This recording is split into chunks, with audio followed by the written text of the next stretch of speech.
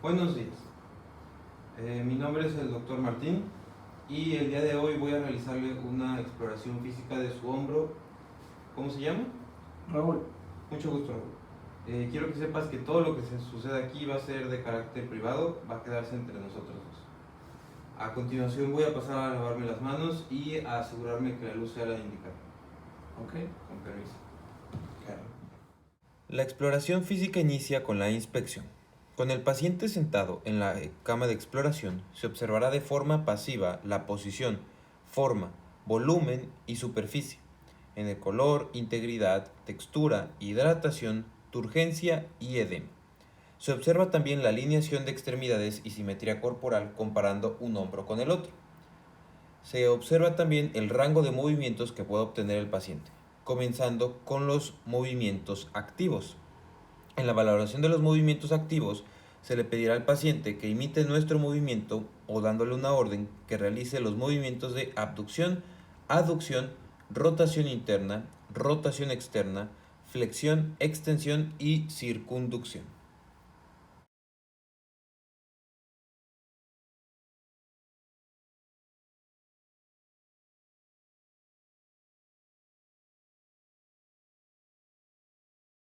Después pasamos con la realización de los mismos movimientos, pero esta vez de forma pasiva.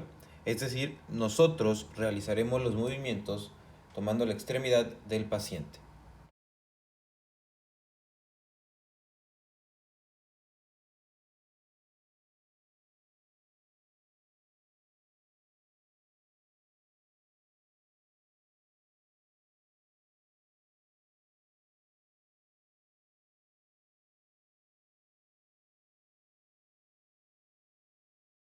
Se evaluará la forma de hacer los movimientos del paciente, pero esta vez contra resistencia que nosotros le tenemos que oponer.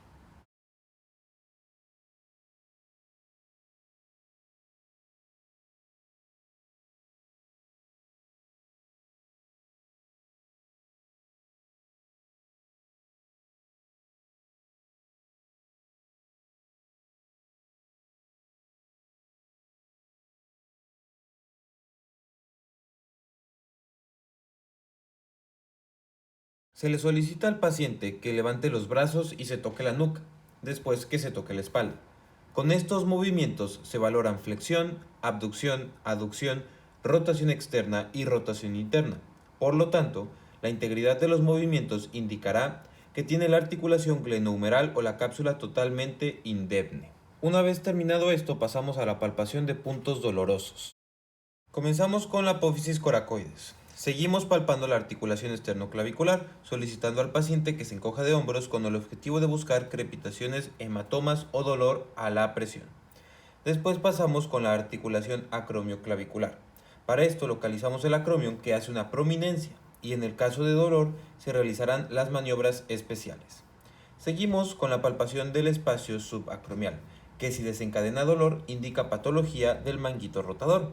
Pasamos con la línea glenohumeral anterior, que si condiciona dolor indica patología de la articulación glenohumeral. Debemos describir situación, forma, tamaño, aumento de temperatura, sensibilidad, preguntando al paciente si despierta algún tipo de dolor. Después palpamos la tuberosidad mayor y menor del húmero con los signos de fricción o pinzamiento. También es importante palpar las masas musculares, buscando contracturas, atrofias musculares y puntos de gatillo.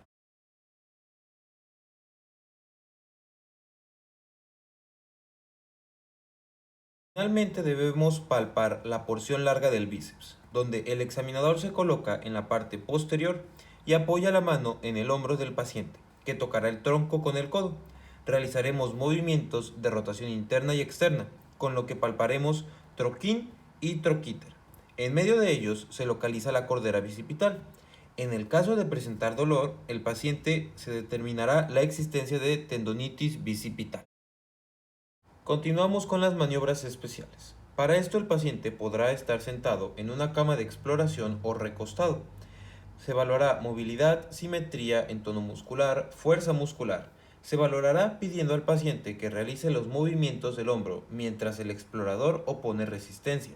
Para una valoración completa se realizarán las maniobras siguientes. En un paciente con patología se realizan solo las pertinentes. Para valorar la estabilidad de la articulación escapohumeral, usamos la prueba de aprensión anterior. Con el paciente sentado, se coloca el hombro del paciente en abducción de 90 grados y rotación externa forzada.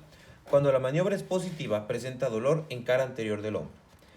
Seguimos con la valoración del músculo subescapular. Para esto utilizamos primero la prueba de Gerber.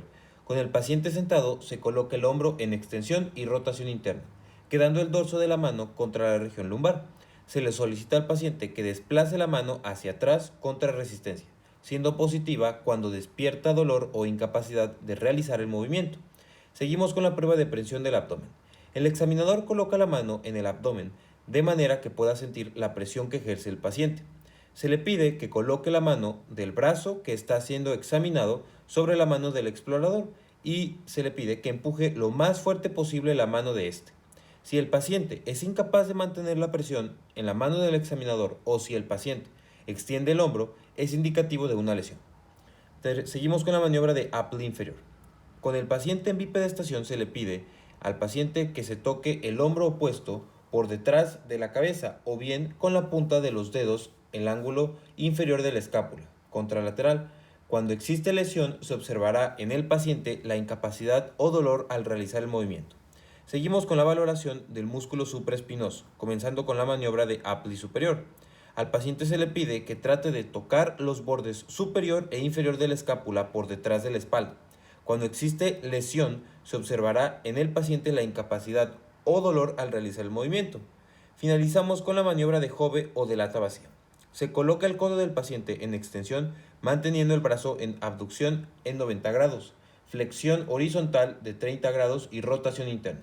Se le pide al paciente que trate de elevar la extremidad oponiendo resistencia al movimiento. Cuando existe lesión, se observará en el paciente la incapacidad o dolor al realizar el movimiento.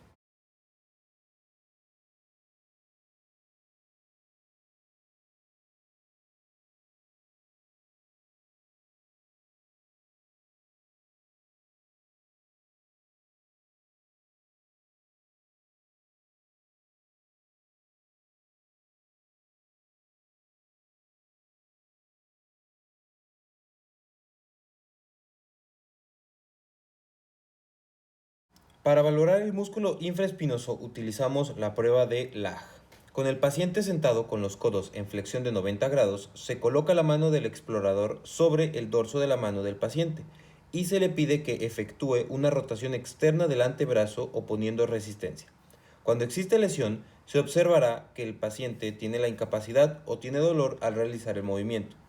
Para valorar el pinzamiento del tendón del supraespinoso utilizamos primero la prueba de Neer. Se puede realizar con el paciente en sedestación. Para valorar la prueba clásica, se eleva pasivamente el hombro colocándolo en abducción y rotación interna, mientras que el explorador mantiene bloqueada la movilidad de la escápula con la otra extremidad. Para realizar la prueba modificada, se eleva pasivamente el hombro colocando el codo flexionado y el hombro en abducción y rotación interna. La prueba de Hopkins-Kennedy con el paciente en sedestación, se coloca al paciente con el hombro y codo con una flexión de 90 grados, realizando con la mano dominante una rotación interna, estabilizando la escápula con la otra mano. Hay que preguntar y observar si la maniobra despierta dolor. Esto debido al pinzamiento del tendón del supraespinoso con el acromio. Para valorar la articulación acromioclavicular, primero hacemos la maniobra de Yoko. Se realiza con el paciente llevando la mano hacia el hombro sano y realizando elevación del codo contra resistencia. Se valora si el paciente presenta dolor al realizar el movimiento. Seguimos con la prueba de arco doloroso. Se le pide al paciente que haga un movimiento de abducción activa y luego nosotros realizamos una abducción pasiva a distintos grados de elevación, valorando si el paciente presenta dolor. Por lo tanto, entre 80 a 110 grados es lesión de la articulación glenohumeral, subacromial o del manguito de los rotadores. Y entre 140 a 180 grados la localización es en la articulación acromioclavicular.